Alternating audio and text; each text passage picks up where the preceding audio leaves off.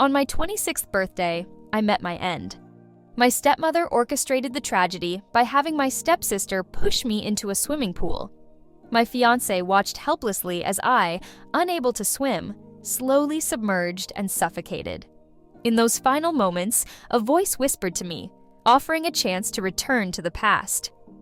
When I regained consciousness, chaos surrounded me. As my sight became clear, I recognized the sea of red and green uniforms from my high school days. There was no time to ponder. I saw a woman, likely in her 40s, enter the room. "The midterm results are out. Our class performed exceptionally well," she announced, her eyes locking onto mine with a mocking gaze. "Some students stayed true to themselves," she remarked, snapping me back to reality. I had truly been reincarnated, back to my first year of high school. Displayed on the large screen, my name was near the bottom of the list, barely making the top 80 in Chinese. My other grades were even worse.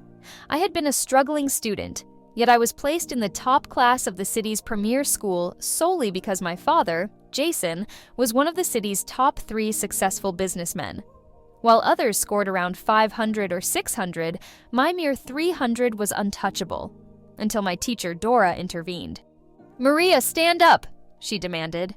Still disoriented from drowning and not fully grasping what was happening, I stumbled to my feet and moved toward the classroom door, mumbling, "Is this punishment?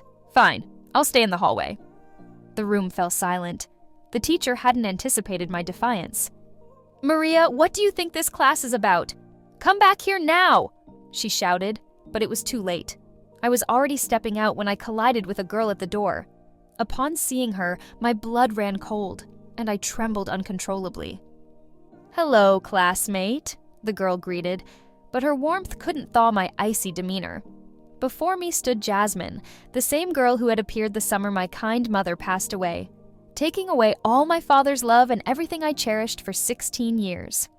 Still dazed, I watched as the teacher introduced Jasmine as our new classmate.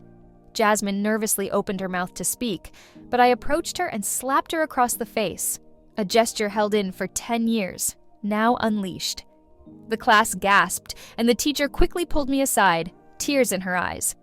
Jasmine covered her face, appearing like a frightened bunny.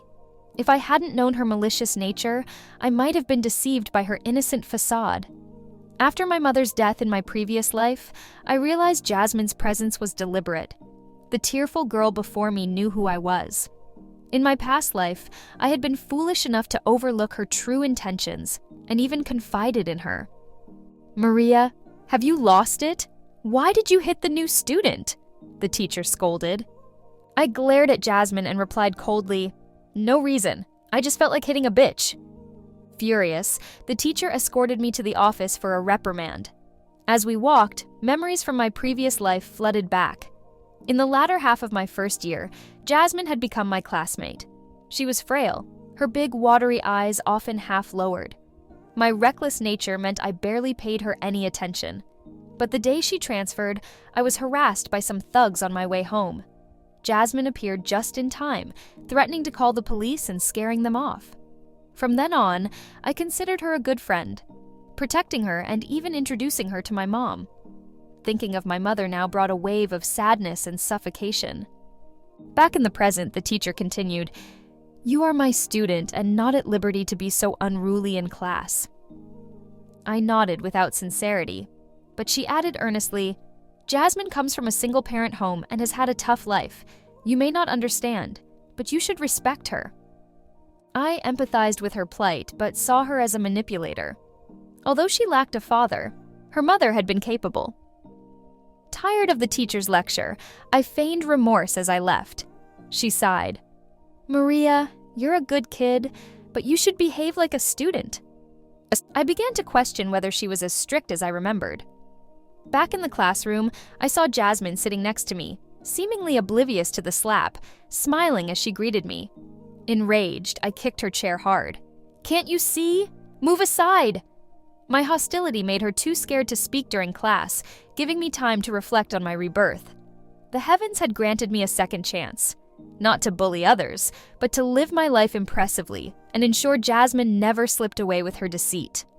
In the next period, we had foreign language class. Last month's test papers were being distributed. My paper was covered in SpongeBob drawings with no proper answers. I facepalmed, realizing how immature I had been. The test was challenging. "Can anyone translate this?" the teacher asked, and the class fell silent. I looked at the passage, thinking, is it that hard? No one in the top class should struggle. It was a simple story. After my mother's death in my previous life, I had gone abroad to escape home, making Spanish my second native language. "Teacher, I can do it." I raised my hand. Some classmates whispered, and even the teacher seemed puzzled. "Maria, why don't you give it a try?" I smoothly went through the article, explaining multiple meanings of difficult words and clearly answering each fill-in-the-blank question. The teacher didn't need to review it again. "It's obvious you put a lot of effort into this article. Well done," she praised sincerely. Jasmine watched me closely. She was supposed to be the clueless slacker. "Teacher, I have an idea to help everyone learn a second language better. We could try something," I suggested, sounding sincere. The teacher appeared hesitant. I continued, "How about we have the class teach each other, like I just did?" Before she could respond, I added, "I hear Jasmine is really good at studying. Why don't we let her handle the next question?" Jasmine, who had previously studied in a small town with little background in a second language, panicked. "Sorry, teacher, I can't," she stammered, pretending surprise. "This question is the easiest one. How can you not know it?" The teacher frowned. Rumors had it that Jasmine had been admitted to the advanced class through special means and couldn't even answer a simple question. No teacher likes a student who doesn't study but receives special treatment. I knew this well. We were indeed in an advanced class. Besides, studying was the only thing that mattered. Everything else was trivial. "Jasmine, you should sit down," I thought. The teacher's displeasure was evident for the rest of the class, while Jasmine kept her head down in embarrassment. I, however, eagerly answered questions, enjoying the satisfaction of being academically proficient. Seeing Jasmine so defeated made me feel immensely pleased. By evening, self-study ended at 9 p.m. Classmates left one by one, leaving only Jasmine lingering, reflecting on the day's events from my past life. As I walked home, a mere 10 minutes away through a long, narrow alley, I noticed the lights were oddly out, shrouding the path in darkness. A sleazy male voice echoed from the shadows as a thug emerged, flanked by 4 accomplices. I stood my ground, unfazed, even offering a faint smile. "I suggest you leave now," he said. "I thought you were pretending to be calm. Feisty, huh? I like that."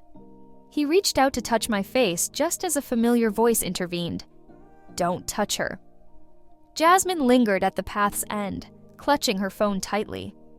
"If you bully my classmate again, I'll involve the authorities," she threatened. These exact words echoed in my mind, just as I remembered. I signaled for Jasmine to come over, walking steadily in her direction.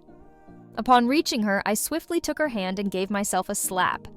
At that instant, a black sedan pulled up to the alley entrance. A man hurriedly exited the vehicle, shoved Jasmine aside, and rushed toward me. "Maria, what's going on?" he demanded.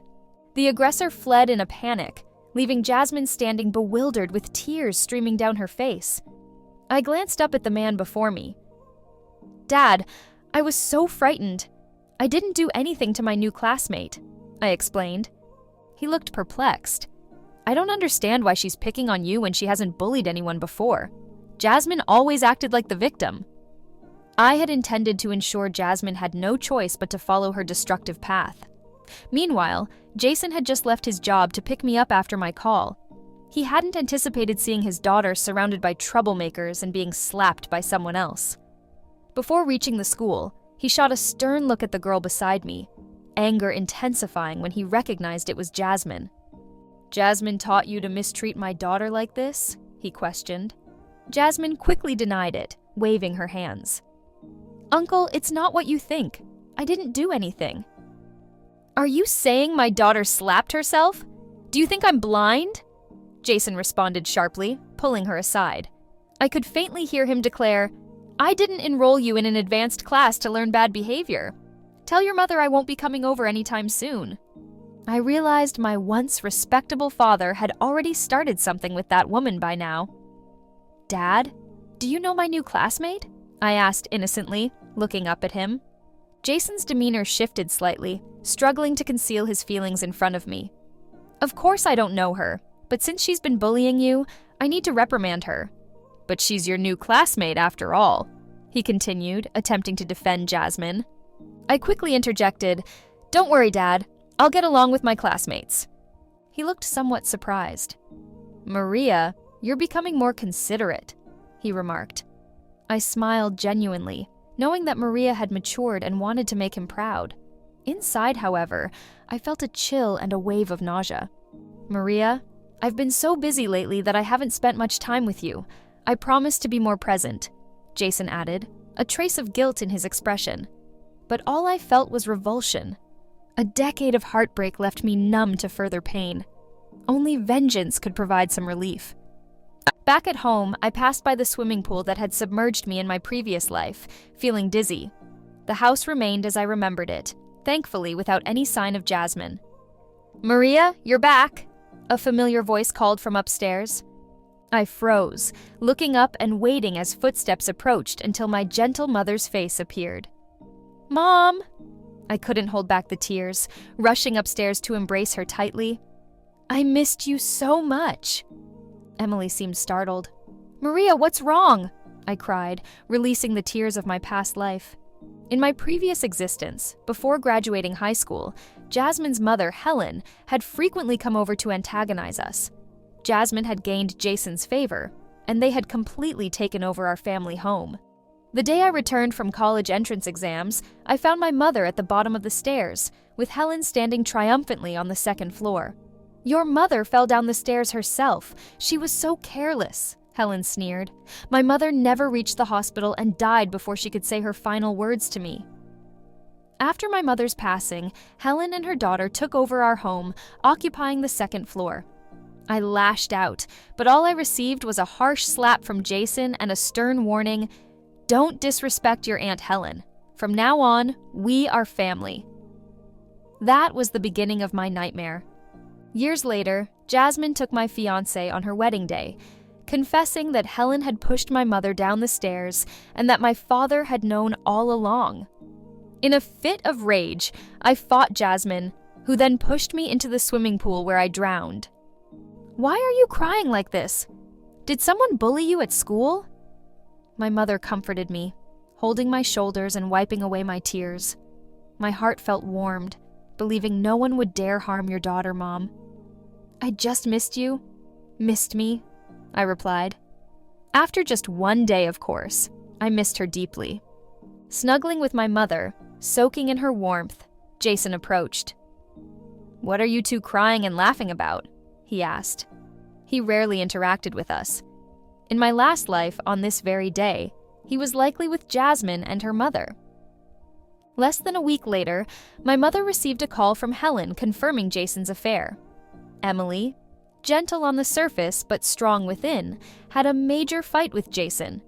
The stress damaged her lungs, causing persistent coughing for 2 years.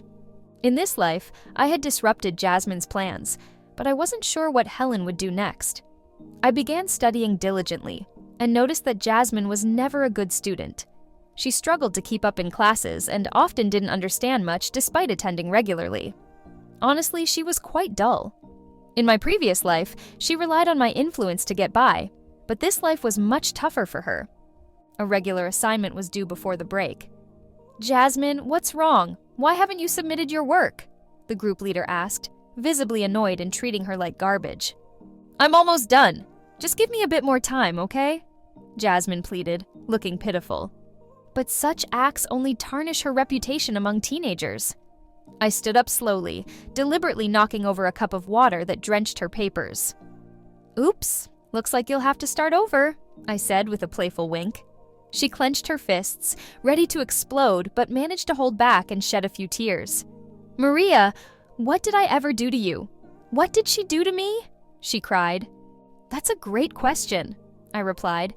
"She's done so much that it would take an entire book to cover it." Leaning into her ear, I coldly added, "Do you know you look like a toad when you cry?" Confused by my sudden change in demeanor, she stopped crying. The next day, Helen arrived at the school gate wearing a flashy red dress and oversized sunglasses, resembling a washed-up celebrity. "You're Maria, right?" she called out warmly, reaching out to grab me. I stepped back disdainfully. "And you are?" I pretended not to recognize her. "I'm a colleague of your dad's. I'm here to pick you up. Your father has dinner with friends tonight," she explained. A colleague? What a joke. Jason is the company president, and she's just a minor employee, I thought. This never happened in my previous life, indicating my actions had altered the course of events. But that was exactly what I wanted. As long as Helen stayed away from my mother, I had plenty of ways to handle her. Throughout the ride, Helen tried to charm me, acting as if she knew me well. "Your father always says you're a good kid. Seeing you today, I really like you. Your skin looks so fresh and youthful." "Auntie, you're just older," I responded through the rearview mirror. "It's normal for your skin to sag. Maybe you should consider some injections or treatments." She looked slightly embarrassed, but I didn't give her a chance to recover. "Why would my dad discuss family matters with a lowly employee like you?" I asked bluntly, highlighting the disparity between her status and Jason's. This infuriated her. She had entered the company through my father's influence, and without it, her middle school education wouldn't have qualified her for even a janitorial job. After my mother died, she married my father and naturally became the company owner's wife. Somehow, she even became the company's second-largest shareholder, a share that should have belonged to my mother and, ultimately, to me. It's a pity that in my past life I was too timid and impulsive, which is why this woman pushed me down, I thought bitterly. "Andy, do you always wear such flashy clothes?" "My dad hates bright colors," she commented. "I can't blame you," I retorted. "Have you ever heard the saying, the poorer someone's psyche is, the more they dress gaudily to compensate?" I mocked her without showing any respect, maintaining an innocent and harmless expression. "How can you speak to me like that?" I responded sharply. "I'm still your senior," she countered, her annoyance clear from spending so much time with my father. She genuinely believed she was superior, which I found somewhat amusing. "What kind of senior are you to me?" I pressed. "You're just a low-level employee at my father's company, so stop pretending otherwise, Maria," she retorted loudly as our car gradually came to a stop at the restaurant entrance. Jason quickly approached upon seeing me in the back seat. "Maria, why are you late?" I stepped out of the car with a guilty expression. "Dad, I think I might have inadvertently offended this woman earlier." My intentions were innocent, but Helen still looked upset until Jason arrived. She quickly masked her anger with a friendly smile. "It's nothing. Kids usually don't mean any harm." "Really, Auntie? But you just called yourself my senior and asked me to respect you more," I continued. Jason seemed to take offense to the term senior. His eyes narrowed sharply at Helen. "No, I didn't say that. I was just telling you to return to the company. You're not needed here." Interrupting her, he pulled me away. Helen, with red eyes, bit her lip but remained silent.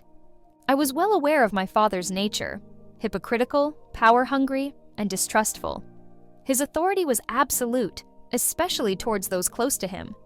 Any hint of disobedience led to their exclusion, making him despise Helen and Jasmine even more when they showed signs of greed. When I saw Eric in the restaurant's private room, memories from my past life surfaced. Jason hadn't introduced him until my sophomore year of high school, but as our families grew closer, I developed deep feelings for him, eventually falling in love. Now, as a freshman, his early appearance in my current life confused me. Eric still had that distant, aloof charm I remembered.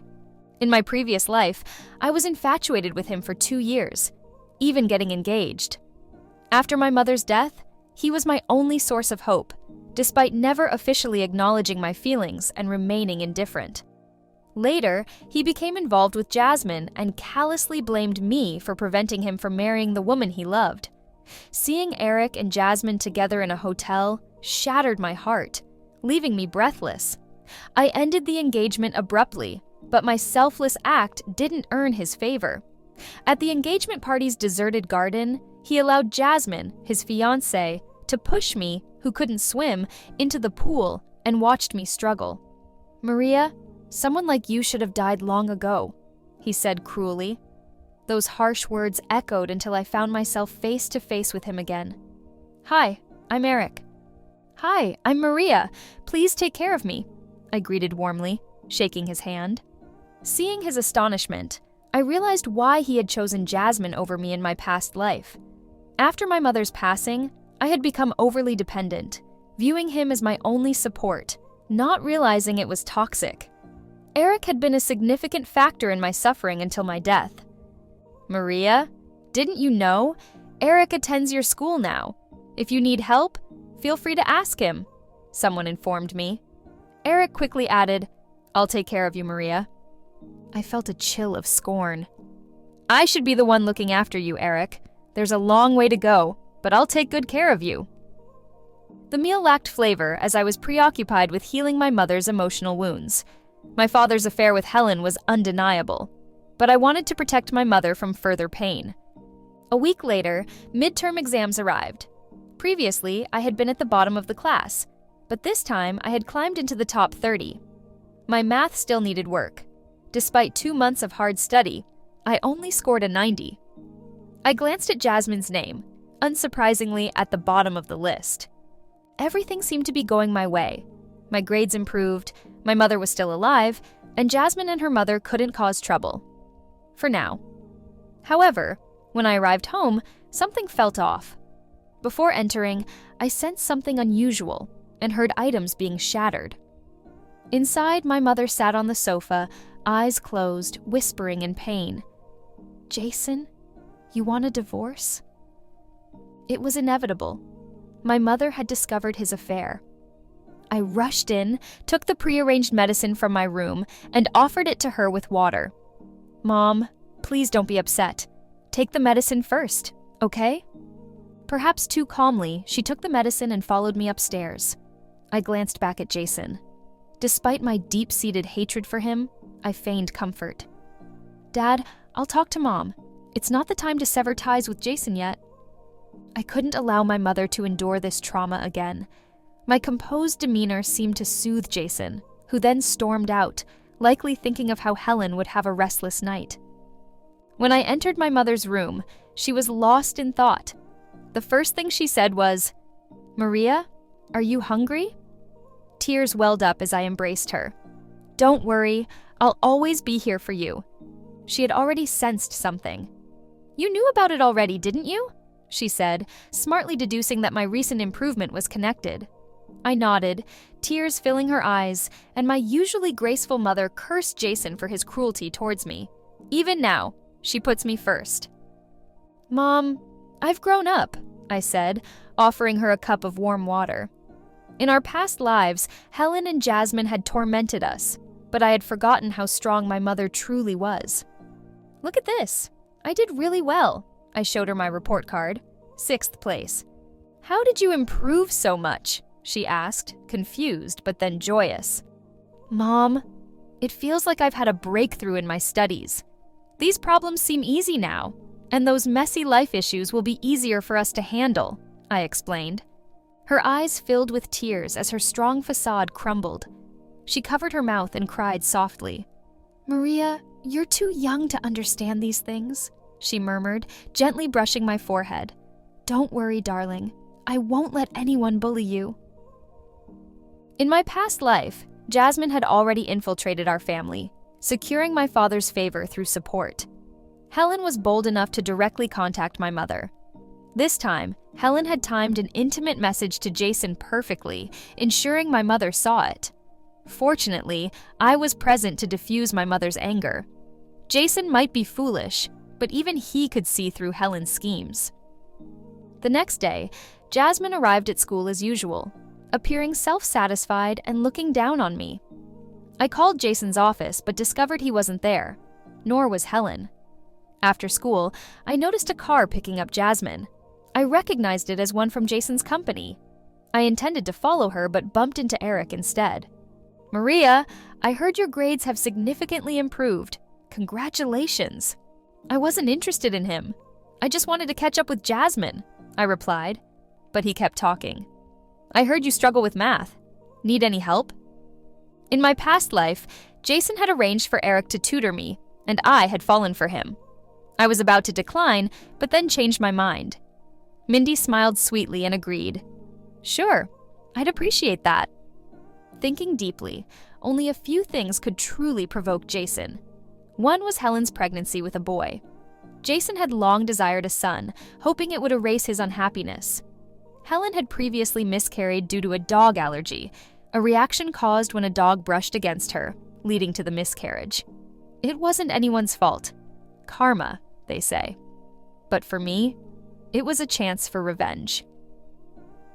3 days later, Jason finally remembered to come home, excited about his impending son. However, he had just been caught cheating. My mother was upstairs observing him. Jason, we need to talk, she said, leading to a heated argument. He seemed unfazed by being caught, merely stating, I want a son. The woman was pregnant, and Jason nodded before softening his stance. Emily won't take your place. After the boy is born, she'll leave. In our past life, he hadn't considered divorce until after my mother died, too proud to marry a mistress. Helen had wanted to replace us so desperately that she had resorted to murder. Jason, you're insane, my mother exclaimed. Seeing her fury, I hurried in with prepared tea to take her to the next room. Jason looked guilty upon seeing me. Maria, why are you here? It's the weekend, I replied. Mom, drink this, I instructed. Jason had one final thing to say. I'd be occupied and won't return for some time, Emily. Think it over. After he departed, I quietly asked Mom if she was going to divorce him. You'll be waiting for my response, I said. She paused, then countered, What about you? If we divorce, what happens to you? My frustration flared. You not divorcing hurts me even more. Maybe my urgency affected you. She stayed silent for a moment before raising her chin resolutely. I will divorce him. I can't let you get hurt. It didn't take long for her to make up her mind the next day. Mom dressed in her business attire and left for the company. Since my birth, she had relinquished her managerial position. Although the company seemed to be Jason's, Mom only owned 30%, just 10% less than Jason. Before she left, she teased me by tousling my hair and asked, Maria, what have you been drinking? It's soothing, just some throat tea, I replied with a smile. I had memorized the recipe from her battle with lung disease in a past life after using it for a year. After seeing her off, I checked my phone and saw Eric's message. Maria, I'll be waiting in the music room for evening study. I responded with an emoji and grabbed my backpack to head to school. It was Monday, and I rushed into the classroom just as the first bell rang. For morning readings, Jasmine was buried in a stack of books, pretending to study, but I could clearly see she was chatting on her phone. The person she was talking to had Jason's Instagram profile picture. As I leaned over to look at her screen, a message arrived. After class, Uncle will send someone to pick you up and take you to the hospital. You need to study hard. Got it? Jasmine responded, Thank you, Uncle. Jasmine won't disappoint you. I couldn't help but laugh. These two were quite the actors. Maria, why are you standing there? Class has started. Sit down. The teacher's voice snapped Jasmine back to reality. She looked up, and our eyes met. Startled, she quickly put her phone away. Jasmine, I heard from the teacher that you're from a single-parent household, I said after sitting down. I had never spoken to her kindly before, so she was surprised and then showed a pitiful expression. Even though I'm from a single-parent household, I never feel inferior to anyone else. No wonder she had deceived me when we were kids. If that's the case, why are you playing with your phone in class? I teased. She blushed immediately and mumbled, Because my mom is in the hospital. I interrupted. The teacher said you've made great progress recently and wants me to help students with poor grades. Although I don't have tutoring experience, there's a senior who can teach me math. You can join us? You probably know him. His name is Eric. Mentioning Eric's name made Jasmine's eyes light up. She immediately agreed. I'd love that. Thank you, Maria. Helen and her daughter always aim to marry up to improve their social status. As I entered the music room, melodies filled the air. Eric was seriously playing the piano.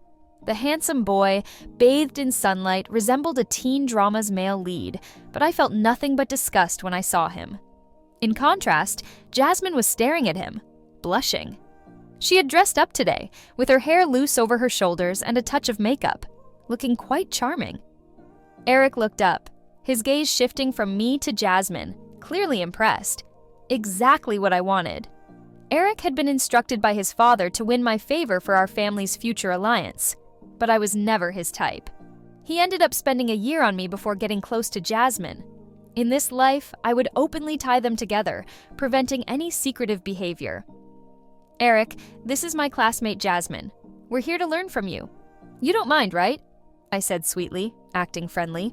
Your classmate is my friend. Of course, I don't mind, Eric replied without taking his eyes off Jasmine. During the math tutoring session, I became the third wheel as Eric patiently taught Jasmine math problems, completely ignoring me. Jasmine played along flirtatiously. I have so many questions. You're so smart. I'm sure you don't mind helping, right? I've learned enough for now. Since you have so many questions, you can study on your own. I stood up to leave, taking the keys to lock the door behind me. On the third day, Jasmine approached me with a shy yet accusatory look. Maria, why did you lock the door? Do you know Eric and I were stuck here until midnight before someone let us out? I replied coldly, not wanting to engage. She seemed proud as she tilted her chin. Eric said our backgrounds are different, so he will tutor me alone. She thought mentioning Eric would make me jealous, unaware it was part of my plan. Recently, Mom had been rushing to the company every day, looking increasingly anxious. I could almost predict what was happening based on my past life during my sophomore year. Jason's company faced a major crisis when they were reported for tax evasion after years of avoidance. Jason nearly lost half the company before stabilizing it. Mom, being an auditor, must have noticed the financial discrepancies while working there. In class today, the teacher discussed a local news story. I told Mom while handing her a cup of cold tea. She seemed distracted but remained gentle. There was a celebrity caught evading taxes and went to jail because they couldn't pay up. Her expression changed to one of contemplation. I quickly dismissed it. It's just the final season. The teacher wanted to lighten the mood with some stories, but tax evasion is a serious matter. We should be careful. I turned to go back to my room, but noticed her expression shifting multiple times before she finally calmed down. Mom, I hope you make the right choice this time. Lately, Jasmine has been dressing up more, constantly checking herself in the mirror during class. She's been studying with Eric for over 2 months, I mentioned. I had no idea how deep their relationship had become. Jasmine, how are your studies with Eric going? I asked the girl next to me, who looked proud for a moment before putting on a modest front. He's very patient, but I'm too slow. I might need more tutoring. I smirked inwardly but acted concerned. You might not know, but my dad and Eric's dad are close, so Eric and I are naturally close too. We might even... I saw a flash of cold jealousy in her eyes, almost uncontrollable anger. I continued. Eric is really amazing, isn't he? We're quite a match. Next semester he graduates, so he can probably only tutor you for another month. You should make the most of it. Although she knew I disliked her, she didn't catch my hidden intentions. I need to go to the restroom, she said, clutching her phone as she left her seat. I followed her quietly and overheard her in the bathroom stall on the phone. Eric, what's really going on between you and Maria? She was sniffling as he comforted her for a long time. Eventually, she calmed down. Eric, please don't lie to me. You're the only one I care about. Despite being just a high school girl, she spoke with the maturity of someone much older. I knew Jasmine well, which is why I framed my words to provoke her.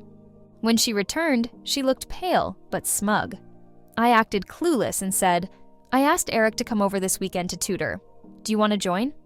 She had already decided to come but pretended to be polite. Is that appropriate? I nodded quickly. I was mean to you before. Take this as my apology. After all, you're just a high schooler, not mature enough to understand an adult like me. On my way home from school, I detoured to a pet store before heading back. When I arrived home, Mom was sitting on the couch, looking exhausted while reading some documents. She brightened up as soon as she saw me. I noticed 2 photos tucked into her documents. It was Helen and her daughter. "Anything happening at school?" she asked cautiously. I knew she was referring to Jasmine, so I didn't hide anything. Jasmine was brought to school by Jason and revealed she was actually Helen's daughter. He took the risk of allowing that woman's daughter to be around you. She suddenly stood up. In reality, Jason hadn't planned it deliberately. Helen's avarice was the real motive. She wanted her daughter to have a better life and perhaps to confuse me. "Don't worry, Mom, I'm okay," the rightful daughter assured her mother. "But how do you know all of this?" Eventually, she realized that this was beyond what a high school student could uncover, so I fabricated a story. I claimed I saw Jasmine with some delinquents and overheard her talking to Jason as he walked by. "That girl had the nerve to bully you." Mom was utterly livid. Normally a gentle person, she was now furious. I contemplated ways to soothe her, but instead, she regained her composure with a hint of cold sarcasm on her face. "Maria, Mom has been working on something important lately. Mom, I support you no matter what you're doing." Over the weekend, Mom left for work early. Soon after, Eric and Jasmine arrived together. The subtle tension between the 2 teenagers was noticeable to the adults. Suppressing my disgust, I warmly embraced Derek's arm and greeted Eric. "I've been waiting for you." Jasmine looked upset, and Eric was confused by my sudden warmth. All morning I had stuck close to him, even feeding him fruit, constantly emphasizing one thing. "Eric, my dad said we should spend more time together since we're going to..." I trailed off, my face turning red, leaving things to the imagination. Through my display of intimacy, Eric couldn't refuse, and Jasmine became enraged. I excused myself from the room and dialed a long unused number. "Hello? Who is this?" Helen's voice answered. I feigned anxiety and sadness. "Aunt Helen, do you know where my dad is? I can't reach him. You're his secretary, can you help me find him?" Before she could inquire how I obtained her number, someone else took the phone. Jason's voice followed. "Maria, what's wrong? Don't panic. Speak slowly." I broke down in tears. "Dad, Eric, he doesn't like me. He likes my classmate. They're together now in our house." I deliberately left it vague, allowing for interpretation. Jason thought it was a serious issue and was confused until I mentioned Jasmine. He was silent for a few moments before Helen interrupted. "Impossible," she insisted. "She wouldn't dare." Jason exploded. "She dares to bully my daughter. There's nothing she wouldn't do." He then asked, "They're home now, right? I'm coming over." After hanging up, I accessed the bedroom surveillance on my iPad. Eric and Jasmine were getting cozy. Jasmine even started crying while they whispered sweet nothings, unaware it was all recorded. Within 10 minutes, Jason stormed in with Helen, whose belly was noticeably swollen. As expected, Jasmine was exposed, and her mother couldn't ignore it. I sadly led Jason to the bedroom, where Eric and Jasmine were gazing into each other's eyes, about to cross a line.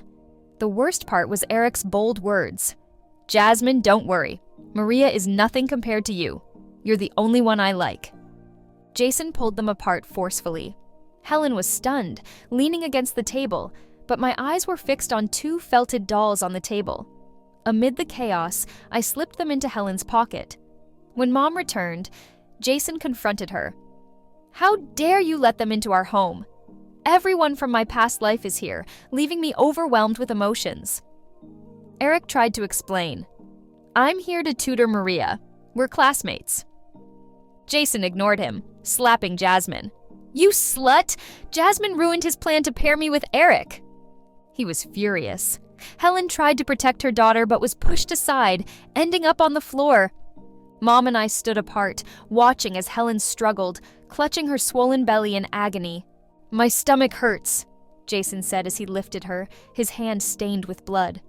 By the time the ambulance arrived, Helen had fainted from the pain. I felt a surge of satisfaction and turned to see my mom's teary eyes.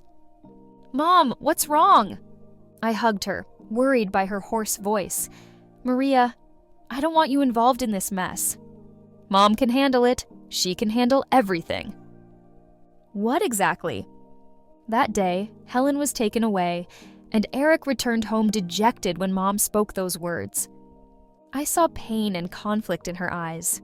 She shouldn't have suspected it was my plan. To her, I'm just a child. Mom, what are you talking about? She simply shook her head and left the house.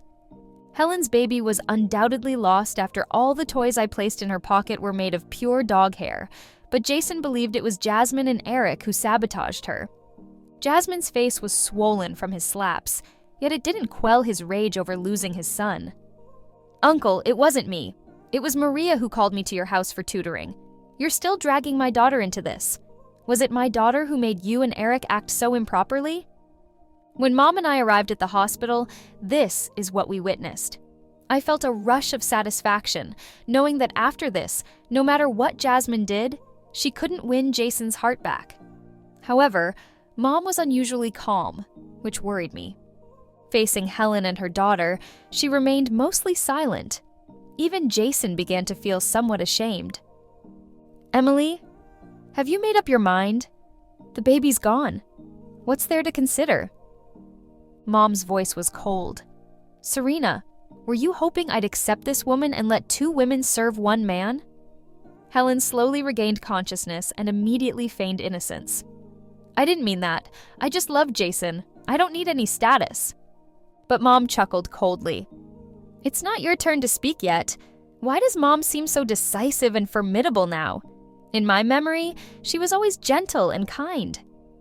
Yet, I felt relieved by her determination. Finally, she wouldn't torment herself over someone else's mistake.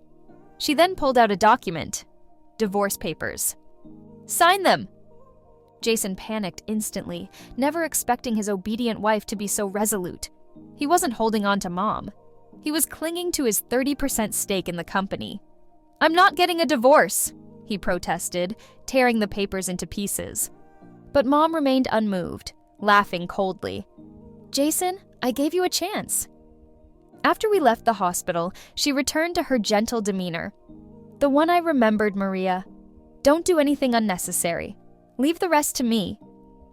Her eyes seemed to pierce through me, reminding me of the bottle of potion hidden in my backpack. I had prepared it a month ago, planning to use it on Eric and Jasmine. They had killed me in my past life. How could I live without making them pay? Mom, what are you talking about? I don't understand. I smiled sweetly. I don't want you to get your hands dirty. She frowned, stroking my hair, but her eyes grew more complicated, and I couldn't comprehend why. What had changed? But my decision was final. There was no turning back. From the moment I saw Eric again, I had fantasized countless times about him falling for me. But the first to fall should be Jasmine, with the potion ready in my hand. Jasmine went to the restroom, leaving her water cup within reach. I hesitated for only a second before adding the potion to it. It was a tasteless, odorless poison I had studied in my past life. It wouldn't kill her immediately, but would slowly corrode her from the inside. I exhaled deeply. This was the most reliable way to kill her that I could think of. But before I could watch Jasmine drink, the teacher called me. Maria, don't be scared. Life changes quickly. Your family's issues won't affect you. She spoke strangely, and then I learned that Jason had been jailed for tax evasion. Only then did I understand that this had been Mom's plan all along. Soon after, she called me. Maria, come home. Mom has something to tell you. Mom had already prepared a large meal. The company shares had been transferred to my name before Jason went to jail. Once I turned 18, I could legally inherit them. As for Helen, there was no need to worry about her. She had embezzled plenty as Jason's secretary, and prison awaited her too. Jasmine probably wouldn't appear at your school anymore. Eric's family company was collapsing under debt, and he had dropped out of school. Jasmine returned to her hometown, where her greedy grandmother arranged her marriage. 2 years later, Mom became the legitimate CEO of the company and a renowned businesswoman, while I was accepted into a top university in the country with the third highest score in my school. Our lives were just beginning.